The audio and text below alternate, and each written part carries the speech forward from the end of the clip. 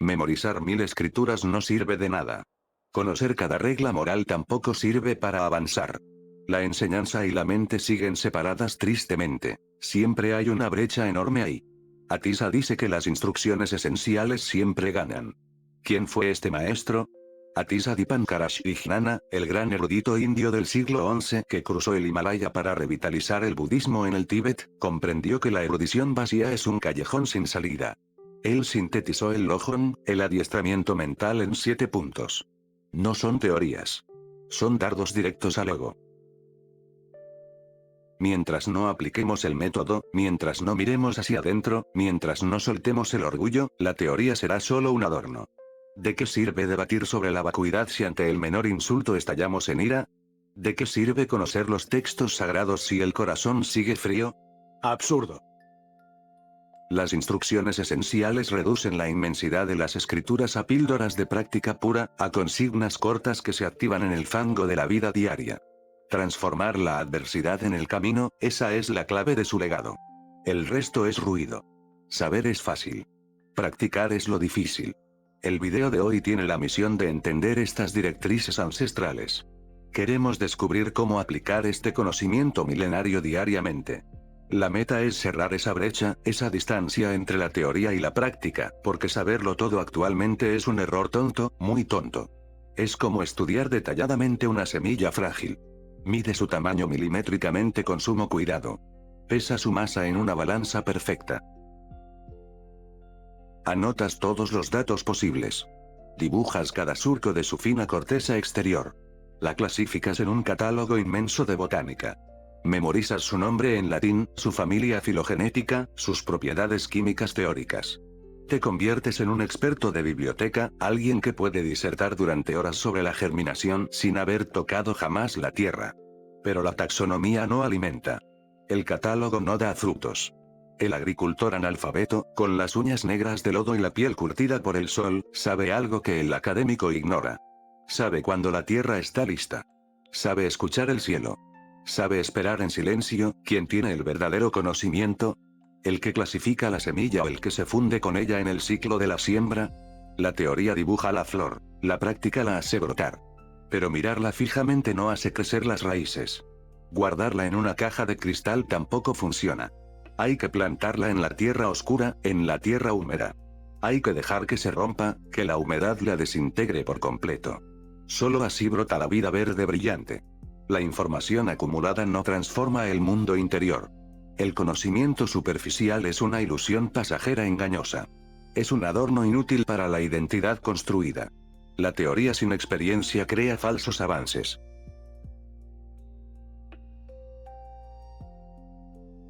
Es el peligroso abismo de la mente moderna, un fenómeno que la psicología contemporánea ha bautizado como el efecto Dunning-Kruger. Al acumular datos, la mente experimenta un subidón de falsa confianza. Nos situamos en la cima del monte de la ignorancia autocomplaciente. Creemos saberlo todo. Leemos un libro de meditación y ya nos sentimos iluminados. Escuchamos un podcast de psicología y nos creemos terapeutas de nuestra propia sombra, pero es un espejismo. La ilusión de competencia nos ciega ante nuestra propia incompetencia real. Cuanto menos experimentamos, más seguros estamos de nuestra maestría. Cuanto más leemos sin practicar, más nos alejamos de la verdad. Cuanto más acumulamos, más pesada se vuelve la carga.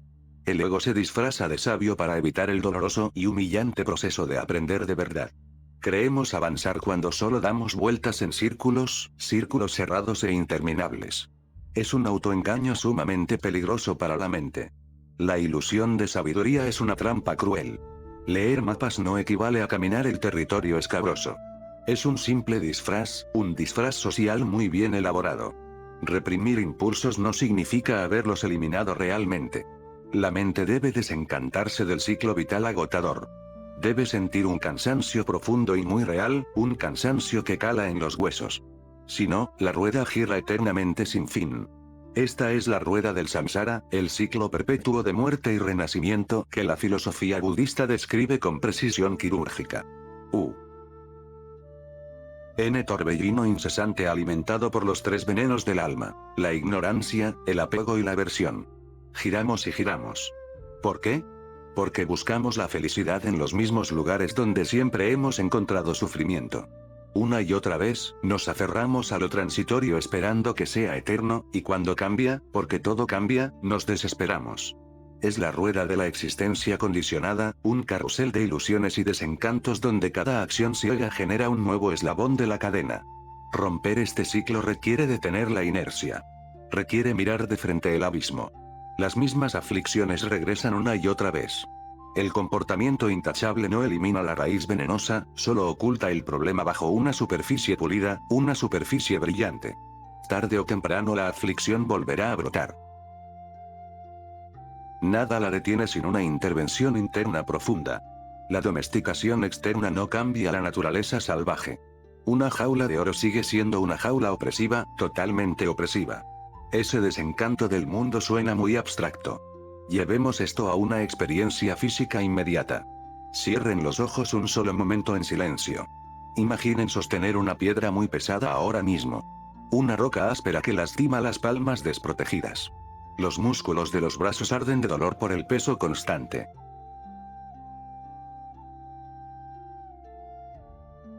El cuello se tensa por el esfuerzo continuo. Los tendones tiemblan bajo el peso insoportable extremo. Los dedos se entumecen por la gran presión. Pues imaginen soltar esa piedra de golpe, soltarla contra el suelo. Ese alivio físico representa el desencanto necesario interno.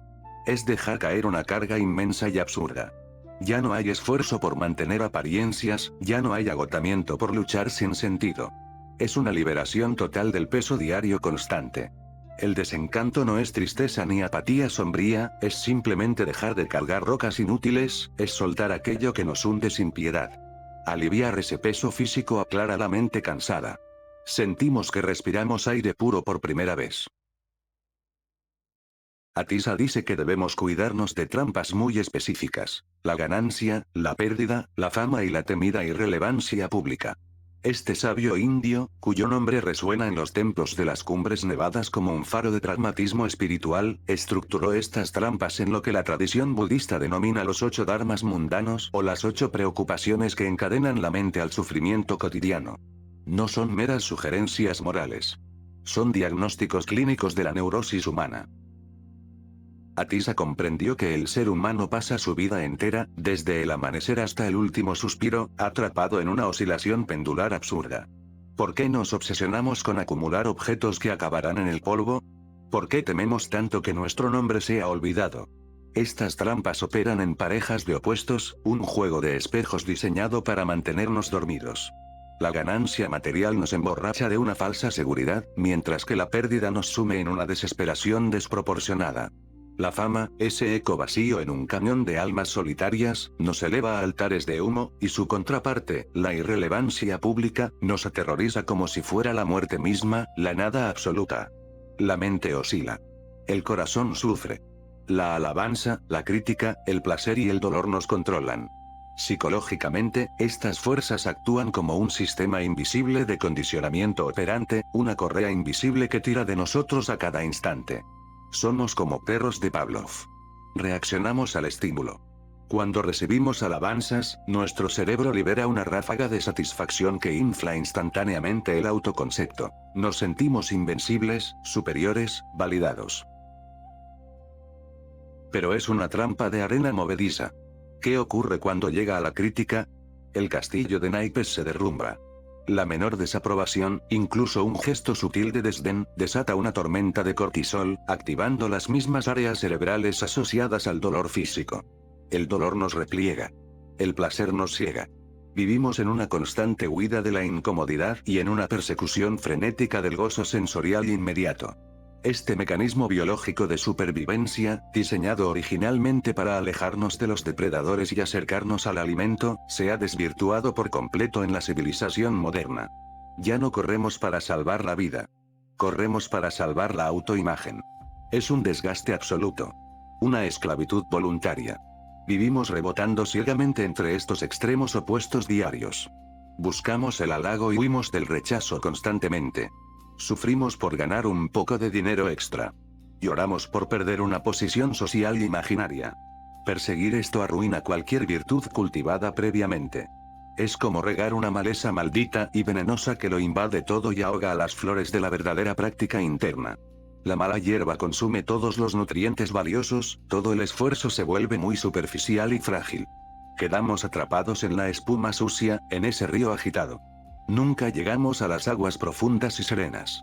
Toda la energía se gasta en mantener imágenes, un trabajo agotador que no tiene fin.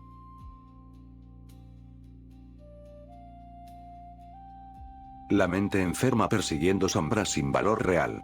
Esa maleza crece rápido en nuestra vida actual.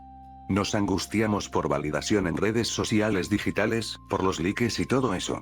Esta neurosis moderna no es casualidad. Está perfectamente diseñada por ingenieros de la conducta para hackear nuestra química cerebral. Cada notificación, cada corazón rojo, cada comentario aprobatorio actúa como una microdosis de dopamina, ese neurotransmisor del deseo y la anticipación que inunda nuestro sistema de recompensa. Queremos más. Siempre más.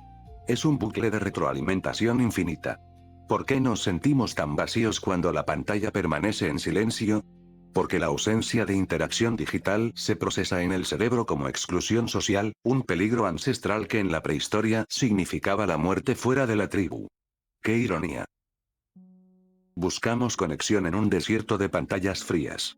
Nos convertimos en mendigos de atención ajena, vendiendo fragmentos íntimos de nuestra existencia a cambio de un segundo de mirada ajena.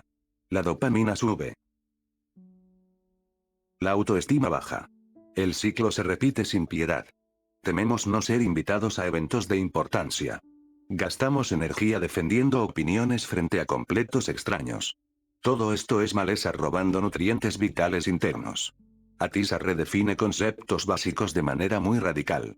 A través de las enseñanzas del Lojong, ese manual de guerrilla espiritual para la mente, el maestro subvierte por completo nuestra escala de valores convencional. Lo que el mundo llama éxito, Atisa lo identifica como una distracción peligrosa. Lo que la sociedad etiqueta como fracaso o adversidad, él lo corona como la materia prima más valiosa para el despertar. ¿Quién es el verdadero enemigo? No es el que nos insulta fuera, sino el aferramiento al ego que reacciona dentro. ¿Quién es el verdadero amigo? No es quien adula nuestras neurosis, sino quien nos ayuda a destruirlas. Esta redefinición no es un ejercicio intelectual abstracto. Es una revolución interna total. Atisa nos exige abrazar la dificultad, agradecer el obstáculo y utilizar cada veneno emocional como medicina. Es dar la vuelta al mapa de la existencia. El dolor ya no es algo que deba evitarse a toda costa, sino el combustible que enciende la compasión genuina. La mente se transforma. El ego tiembla. Nuestra idea de un buen guía está muy distorsionada. Buscamos a alguien que nos haga sentir especiales, que nos diga lo que queremos escuchar. Pero el mejor maestro siempre muestra las debilidades. No ofrece palabras dulces ni consuelo barato temporal. Destruye la comodidad artificial sin dudarlo un segundo. Señala exactamente dónde duele más mirar. Expone el orgullo oculto y la vanidad secreta. Arranca las vendas para limpiar la herida profunda. Porque la complacencia es el enemigo principal de la mente clara.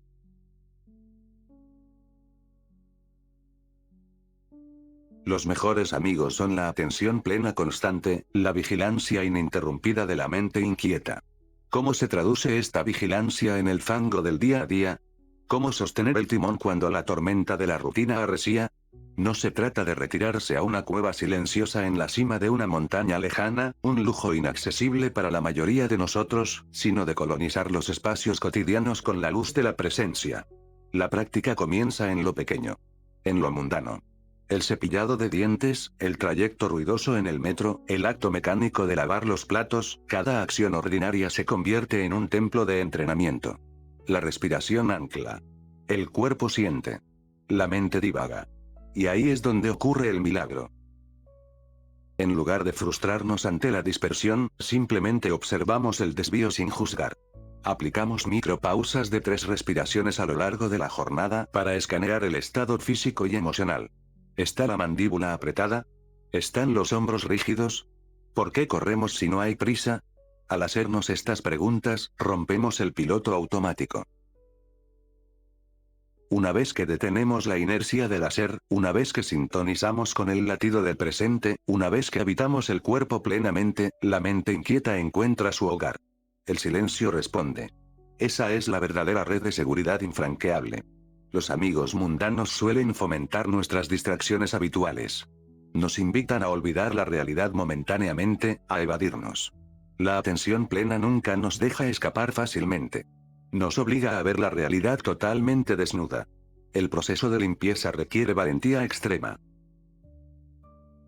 Una vez que aceptamos la crítica externa ineludible, una vez que soltamos el orgullo ciego destructivo, una vez que vemos el error propio claramente y dejamos de culpar al mundo exterior, comenzamos a crecer verdaderamente desde la raíz oscura. La herida inicial se transforma en fuerza útil.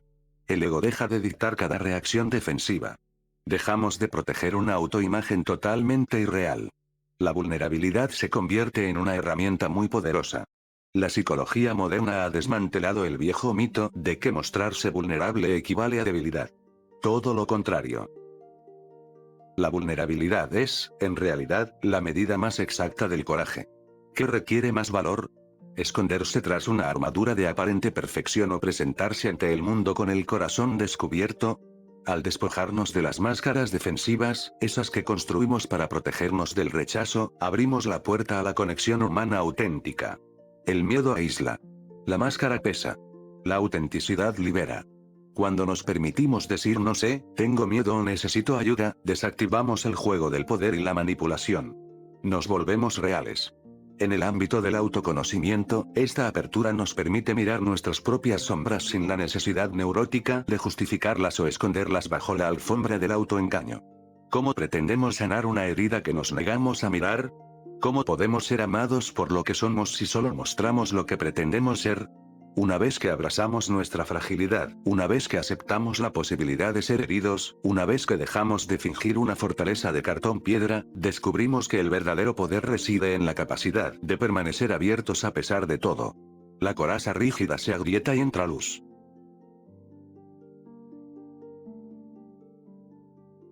Ya no hay nada que defender desesperadamente. La mente se vuelve expansiva y muy clara. El crecimiento real requiere demoler estructuras antiguas defectuosas. ¿De qué están hechas estas estructuras?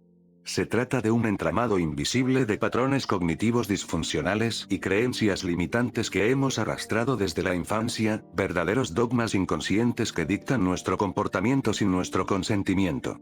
Pensamientos automáticos como no soy suficiente, debo tener el control de todo o el mundo es un lugar hostil, actúan como lentes distorsionadas que colorean nuestra realidad.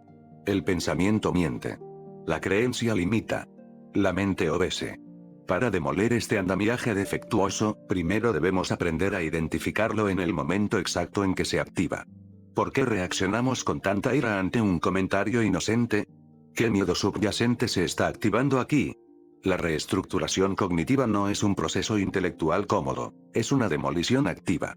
Exige cuestionar la validez de cada uno de nuestros pensamientos automáticos, sometiéndolos a un juicio riguroso de realidad.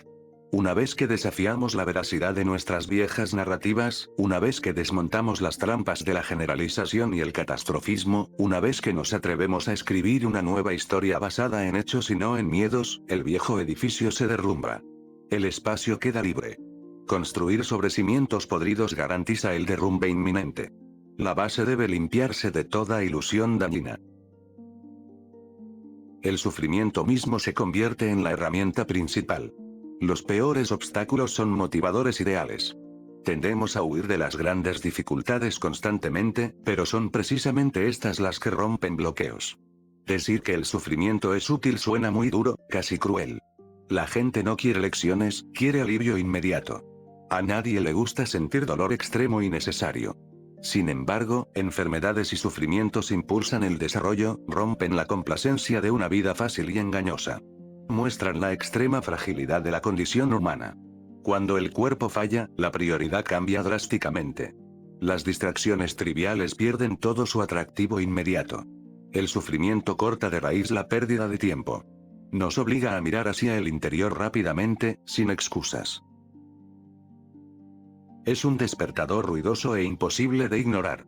Saca a la mente de su letargo habitual, transformando la queja inútil en introspección profunda. El dolor agudo limpia la vista nublada humana. La naturaleza nos enseña este proceso. Las hojas muertas nutren el suelo fértil siempre. En el tapiz del bosque, la decadencia no es un error de diseño ni una tragedia biológica. Es una necesidad absoluta. Las hojas secas, las ramas caídas y la materia orgánica en descomposición son procesadas por un ejército invisible de hongos, bacterias y pequeños organismos, un milagroso laboratorio subterráneo que transforma la muerte en vida. La tierra sabe. La muerte nutre. El ciclo continúa. Este proceso de reciclaje de nutrientes demuestra una resiliencia ecológica perfecta. Nada se pierde, todo se transmuta en el humus que alimentará a los árboles del mañana. ¿Acaso la naturaleza se resiste a la llegada del otoño? ¿Acaso el bosque intenta retener sus hojas marchitas por miedo a la desnudez del invierno? Por supuesto que no. El ecosistema confía en la descomposición porque sabe que es la única vía para la renovación.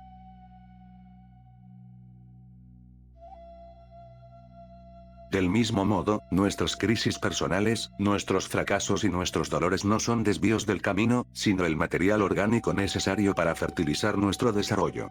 Una vez que dejamos de resistirnos al invierno de nuestra vida, una vez que permitimos que lo viejo muera y se descomponga, una vez que confiamos en el proceso de reciclaje existencial, la primavera brota inevitablemente.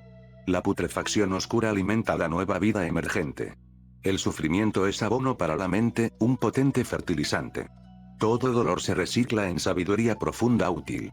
Nada se desperdicia en la tierra húmeda. La adversidad se descompone y crea terreno rico. Sin esa descomposición no habría nutrientes de calidad. Huir del dolor es rechazar el propio crecimiento. Es mantener la tierra estéril, seca y sin vida. El practicante real utiliza toda basura emocional diaria y la transforma pacientemente en tierra lista para sembrar. Cada lágrima riega la semilla del despertar interno. Cada frustración descompone el ego rígido protector. El remedio universal surge de esta tierra preparada. Atisa dice que la enseñanza más elevada es la vacuidad, pero debe estar dotada de compasión infinita e incondicional. ¿Quién fue este maestro para proponer semejante paradoja? Atisa, el venerable sabio que unificó las corrientes del budismo mahayana, no veía la vacuidad como una abstracción académica o un mero ejercicio lógico de debate.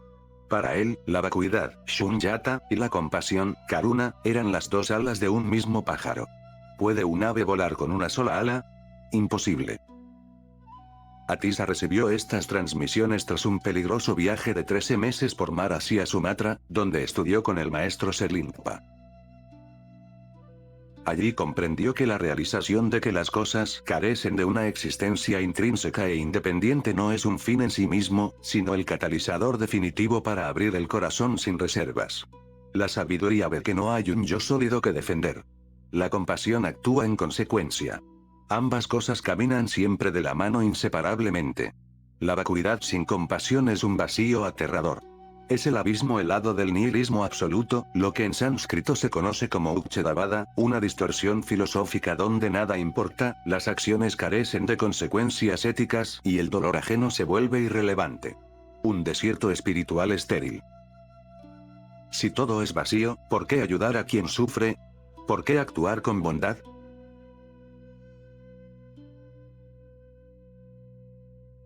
La mente racional se congela en una indiferencia cínica.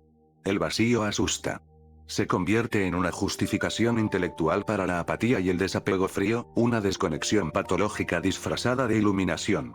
La compasión sin vacuidad crea un agotamiento tremendo e inevitable. Juntas forman el antídoto más poderoso jamás conocido. Cura toda aflicción mental arraigada profundamente. Trata la enfermedad desde su raíz más oculta. No se limita a calmar los síntomas superficiales. Corta el suministro de energía de la aflicción. Arranca el problema desde la base del sufrimiento. Comprender la vacuidad requiere una claridad absoluta mental. Significa ver que nada tiene una esencia fija. Las cosas existen, pero no de forma independiente. Un árbol es sol, tierra, lluvia y semilla. Esta profunda verdad encapsula lo que el maestro Zen Thich Nhat Hanh acuñó magistralmente como Interser. No hay un árbol en sí mismo. El árbol está hecho enteramente de elementos que no son el árbol. ¿Qué queda si quitamos el sol? ¿Qué queda si eliminamos la lluvia? ¿Dónde está el árbol real? Desaparece. Todo está interconectado en una red infinita de relaciones de causa y efecto, el Pratyasamutpada budista. Una hoja de papel contiene las nubes que trajeron la lluvia, el árbol que dio la madera, el leñador que lo cortó y el pan que alimentó a ese leñador.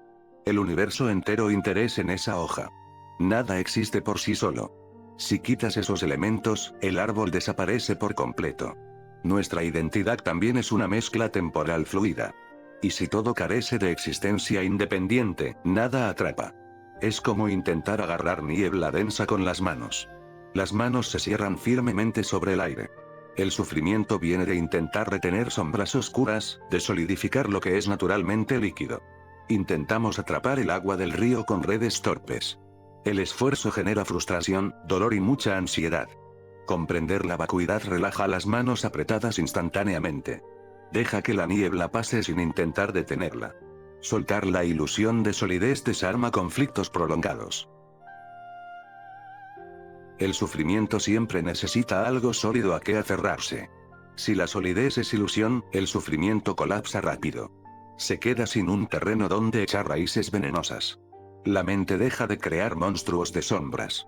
La realidad se acepta tal como fluye naturalmente. En estos altos conceptos espirituales hay trampas. La psicología moderna llama a esta trampa bypass espiritual, un término acuñado por el psicoterapeuta John Welwood en los años 80. Consiste en el uso de ideas y prácticas espirituales para evitar enfrentar las heridas emocionales no resueltas, las tareas de desarrollo psicológico y los problemas interpersonales cotidianos. Es una evasión elegante.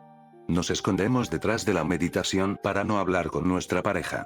Usamos la ecuanimidad para reprimir una rabia legítima que deberíamos canalizar adecuadamente.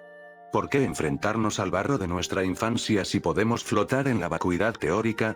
¿Por qué sanar el trauma si podemos declarar que el ego es una ilusión? ¡Qué soberbia tan sutil!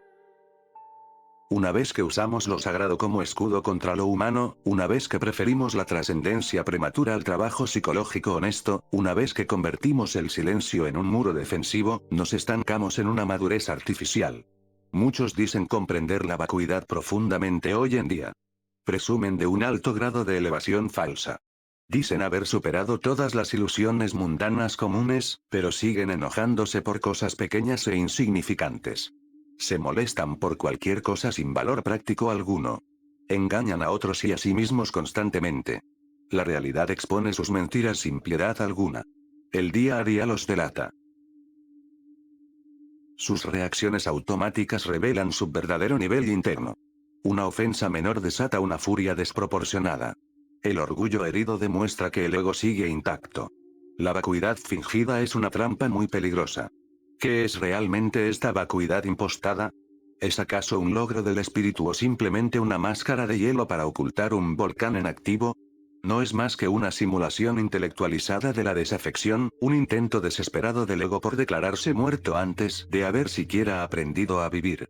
La mente se convence a sí misma de que nada importa, de que ha trascendido los deseos, las pasiones y los dolores del mundo terrenal, pero por debajo de esa superficie gélida y aparentemente imperturbable, las corrientes subterráneas del resentimiento y la frustración siguen fluyendo con una fuerza devastadora.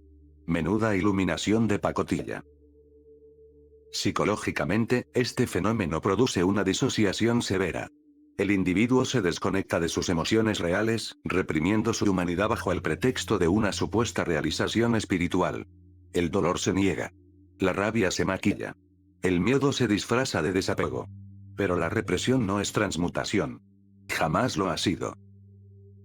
Al contrario, al negar la validez de nuestra experiencia emocional directa, creamos una grieta interna insalvable. Una vez que nos convencemos de que somos inmunes al sufrimiento, una vez que nos prohibimos sentir dolor, una vez que nos obligamos a sostener una sonrisa vacía ante la tragedia, nos convertimos en autómatas espirituales. La mente se congela. El corazón se seca. El vacío fingido no libera, aísla en una torre de marfil de soberbia intelectual donde el individuo se cree superior a los mortales comunes que aún sufren y lloran. Es una anestesia autoinducida. Una mentira piadosa que estalla en mil pedazos ante el menor embate de la realidad cruda. Nadie puede mentirle al sufrimiento real cuando aparece. La verdadera paz duradera nace de soltar amarras innecesarias y opresivas. ¿Vad cómo se realiza este desprendimiento en el fango del día a día? ¿Cómo soltamos aquello que define nuestra identidad y nos da una falsa sensación de seguridad? No basta con desearlo intelectualmente.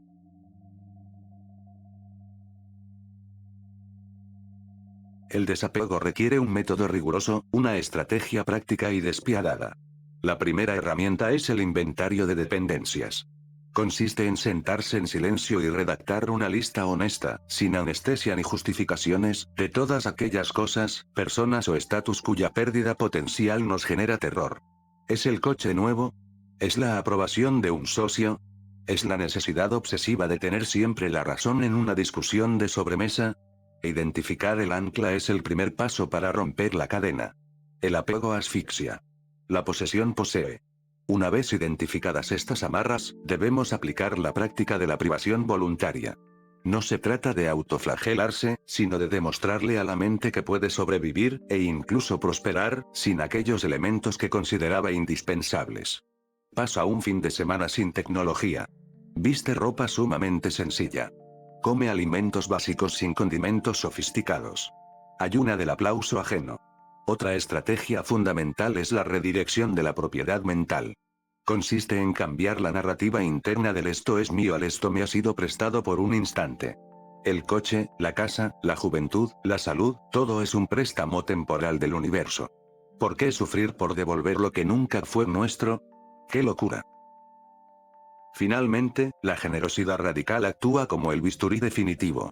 Regala activamente aquello a lo que te aferras con más fuerza. Si sientes que no puedes vivir sin un libro, regálalo.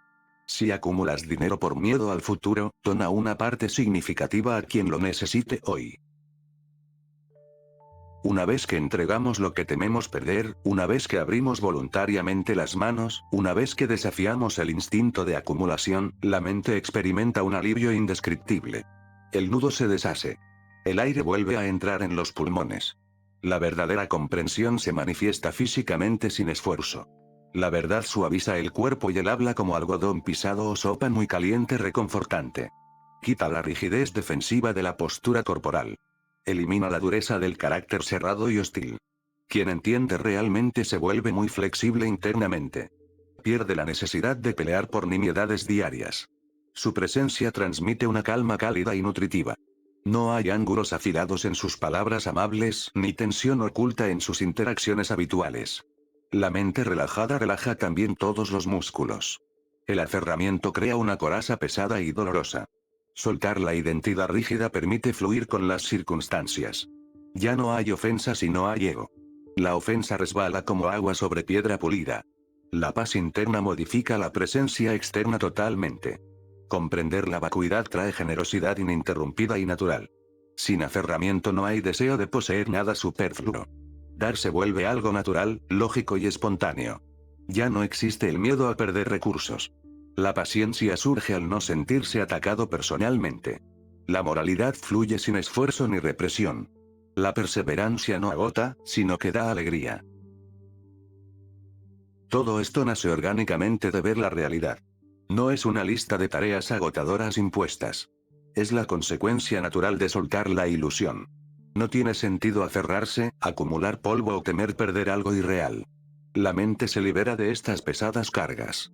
El espacio interno se expande sin límites definidos. Ya no hay muros que defender a ciegas ni tesoros imaginarios que ocultar con recelo. Todo fluye a través de las manos abiertas. Es la libertad de simplemente dejar de apretar los puños. El aislamiento físico a menudo genera hipocresía. Cuando una persona se recluye de manera forzada o mal gestionada, creyendo que la simple ausencia de contacto humano purificará su mente, suele desencadenar un proceso de desintegración psicológica silencioso y devastador. ¿Qué ocurre cuando apagamos el espejo de la interacción social? ¿Quién nos corrige cuando empezamos a delirar? Sin el feedback constante de los demás, la mente solitaria se convierte en una cámara de eco donde las neurosis más profundas no se disuelven, sino que se amplifican exponencialmente.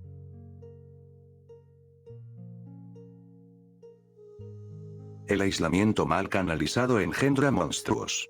Al no tener que lidiar con las asperezas de la convivencia diaria, las opiniones divergentes, los conflictos de intereses, las pequeñas ofensas cotidianas, el ermitaño autoproclamado empieza a desarrollar una fantasía de santidad y pureza totalmente irreal. Es muy fácil ser un santo cuando nadie te contradice.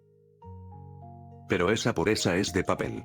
Psicológicamente, la falta de estímulos sociales sanos produce una regresión infantil. La mente se vuelve rígida, intolerante y sumamente susceptible.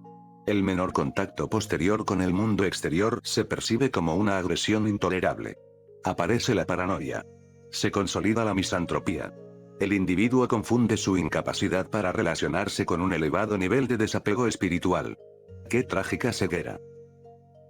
Una vez que nos encerramos en nuestro propio castillo mental, una vez que huimos de los demás para proteger nuestra frágil paz, una vez que convertimos la soledad en un búnker defensivo, nos condenamos a la desconexión total. La mente se marchita en su propio caldo de cultivo estéril. La soledad no es un fin, es un espejo, y si el espejo está sucio, solo proyectará distorsiones monstruosas de uno mismo. Retirarse a la soledad y extrañar placeres pasados, fingir desapego mientras la mente arde de deseo, sentarse en una cueva deseando comodidades urbanas lejanas, es mentir descaradamente al mundo entero. Es engañar a los benefactores y a uno mismo. El aislamiento físico no garantiza ningún aislamiento mental. La ley de causa y efecto no perdona fingimientos inútiles. En el teatro de la mente, cada pensamiento, cada intención oculta y cada mentira que nos contamos a nosotros mismos actúa como una semilla kármica de precisión matemática. ¿Cómo pretendemos cosechar paz si sembramos negación? ¿Cómo esperamos liberarnos si alimentamos la hipocresía en lo más profundo de nuestro ser? La psicología del autoengaño opera bajo una ley de gravedad ineludible. Lo que se reprime, se magnetiza. Lo que se niega, se somatiza. Cada vez que fingimos un desapego que no sentimos, cada vez que tragamos saliva para ocultar una rabia ardiente bajo una máscara de falsa ecuanimidad, estamos depositando una carga de tensión en el almacén del inconsciente. La deuda psicológica siempre se cobra. No hay escapatoria posible. El karma no es un juez externo con túnica, es el mecanismo de retroalimentación de tu propia estructura mental. Si siembras deshonestidad interna, cosecharás una personalidad fragmentada, ansiosa y crónicamente insatisfecha. La sombra junguiana crece a oscuras, alimentándose de cada uno de nuestros fingimientos piadosos, hasta que finalmente estalla en forma de neurosis, enfermedades físicas o estallidos de ira incontrolable. La realidad no se deja engañar por discursos bonitos.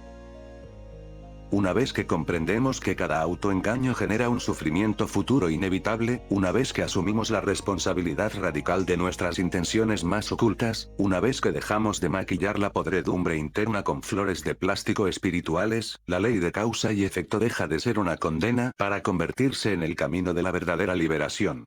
La siembra determina la cosecha. Siempre. La mente sigue encadenada al mundo ruidoso externo.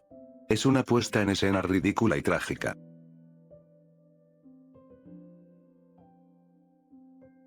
El verdadero trabajo debe ocurrir dentro del ser. Huir de la ciudad no apaga deseos mundanos. La paz no está en un código postal. El silencio externo resalta el ruido interno oculto. Además, irse a una montaña es muy extremo. Abandonar todo genera resistencia y mucha impracticabilidad moderna. Termina siendo una excusa perfecta para no practicar. Decimos que practicaremos cuando tengamos tiempo libre ideal, pero ese tiempo ideal nunca llega en esta vida. La alternativa es buscar silencio diario muy accesible. 5 minutos sin distracciones en una silla común. ¿Cómo se ejecutan estos 5 minutos? ¿Qué hacemos con la tormenta mental? ¿Cómo sentarse sin desesperar?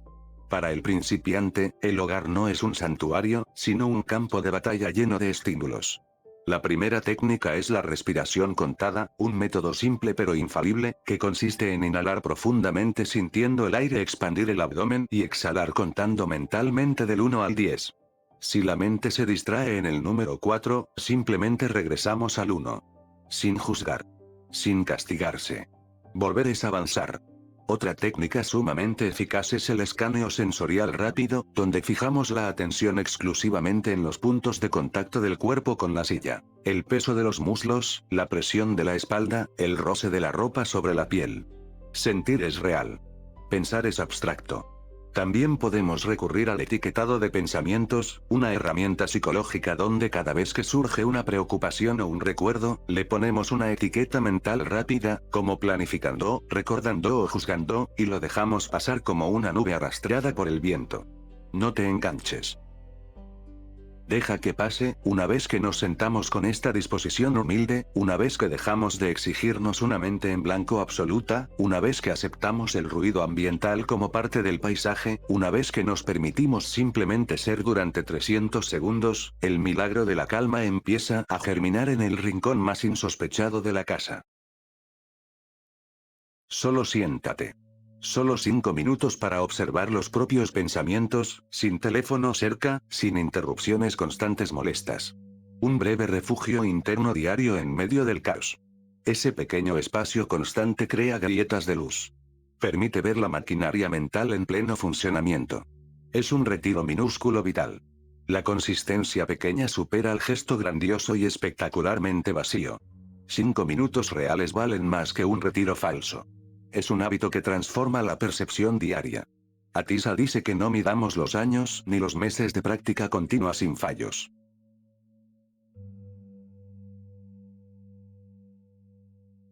El adiestramiento es hoy. Esa métrica temporal es totalmente inútil para crecer. Cronometrar la espiritualidad es un error estúpido y muy engañoso. El ego usa el tiempo como una medalla.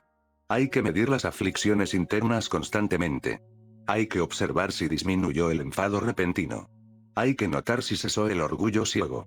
Ese es el único termómetro real del avance. Hay menos irritación cuando surge una injusticia inesperada. Hay una recuperación más rápida tras una decepción. Esa es la verdadera medición del éxito interno. Preparar la mente requiere honestidad brutal y vigilancia. Requiere ver las propias mentiras con claridad innegable. El tiempo perdido en banalidades ya no regresa. El autoengaño es el ladrón más silencioso y letal. ¿Por qué nos mentimos a nosotros mismos con tanta facilidad? ¿Qué busca proteger la mente con estas mentiras piadosas? ¿Cómo desmantelar una trampa que nosotros mismos hemos diseñado? La psicología cognitiva revela que el cerebro humano prefiere la comodidad de una mentira coherente antes que la dolorosa disonancia de una verdad incómoda. Operamos bajo el sesgo de confirmación, ese filtro invisible que solo deja pasar la información que valida nuestras creencias previas, ignorando activamente cualquier evidencia que amenace nuestra frágil identidad. Nos creemos objetivos. ¡Qué ilusión! También recurrimos a la racionalización, un mecanismo de defensa donde inventamos explicaciones lógicas y sumamente elaboradas para justificar comportamientos que en el fondo sabemos que son egoístas o perezosos. El ego se protege. La verdad se oculta. Otro sesgo común es el sesgo de autoservicio, que nos lleva a atribuir nuestros éxitos a nuestra brillantez personal y nuestros fracasos a las circunstancias externas o a la mala suerte de los demás. Una vez que nos descubrimos justificando lo injustificable, una vez que identificamos estas distorsiones cognitivas en nuestra narrativa diaria, una vez que nos atrevemos a mirar de frente nuestra propia hipocresía, una vez que dejamos de culpar al destino por las consecuencias de nuestras propias decisiones, el velo del autoengaño se rasga por completo. La mentira cae. La realidad sana. Nadie nos roba más tiempo que nuestras propias excusas. No es tiempo de buscar séquitos numerosos hoy. Las multitudes solo traen distracciones vacías e improductivas. Coleccionar admiradores alimenta el ego y nada más. Es tiempo de buscar calma interna profunda e inquebrantable. La vida es corta y muy frágil. Cada segundo cuenta enormemente para lograr despertar internamente. Malgastar energía en debates interminables no tiene sentido. ¿Qué buscamos ganar en esa arena digital sedienta de sangre? ¿Por qué nos obsesiona tener la última palabra frente a un avatar sin rostro? ¿Acaso un comentario en una pantalla ha cambiado alguna vez el corazón de un hombre? La psicología moderna advierte sobre el fenómeno de la fatiga por debate, un estado de agotamiento neuroquímico provocado por la exposición constante a la hostilidad y la polarización de las redes sociales. Cada discusión virtual activa nuestro sistema de amenaza, liberando oleadas de cortisol y adrenalina como si estuviéramos luchando por nuestra vida física en la sabana.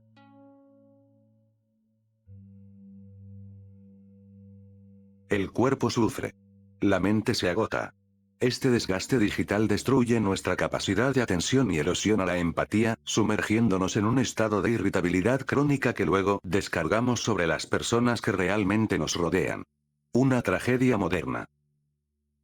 Una vez que apagamos las notificaciones de la discordia, una vez que renunciamos al deseo neurótico de corregir al mundo entero, una vez que comprendemos que la indignación digital es un negocio diseñado para monetizar nuestra atención, una vez que elegimos proteger nuestro santuario mental por encima del aplauso de la turba, recuperamos la soberanía de nuestra propia vida.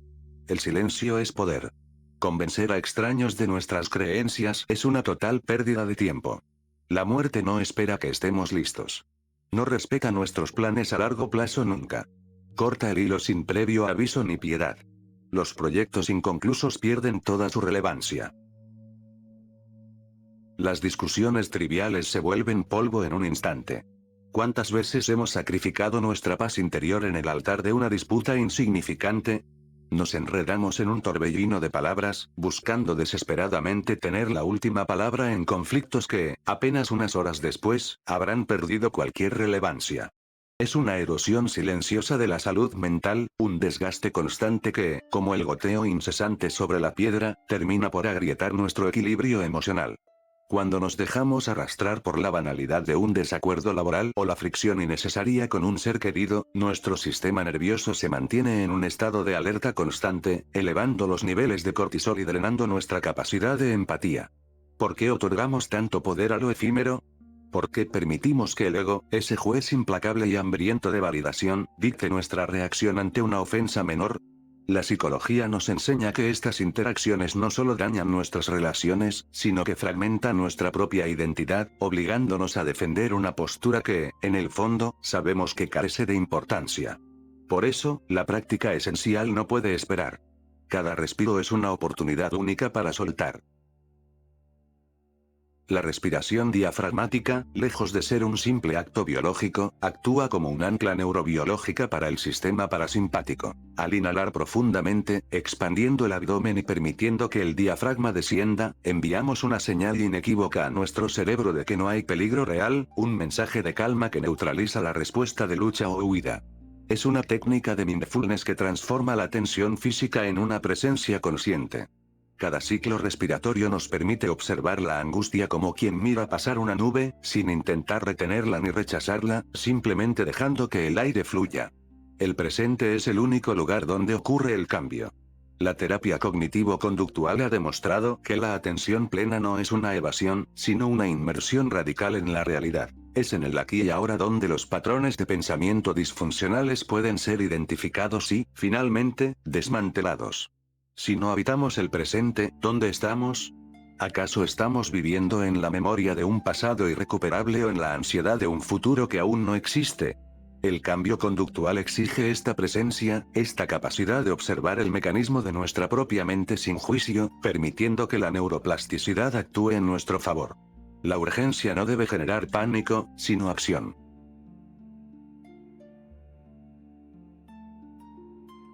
Cuando nos enfrentamos a una crisis, nuestro cerebro a menudo se paraliza, atrapado en la amígdala, buscando respuestas en el miedo. Sin embargo, la verdadera gestión de crisis reside en la capacidad de pausar, de observar la urgencia con una distancia lúcida, un espacio de claridad que separa el impulso del acto. ¿Quién toma las decisiones cuando el pánico se apodera del timón? ¿Es el ser consciente o es el miedo disfrazado de urgencia? Dejamos de posponer la paz para un futuro incierto. Si la muerte llegara hoy mismo sin aviso, si todo terminara en este preciso instante definitivo, ¿estaría la mente preparada o aterrada?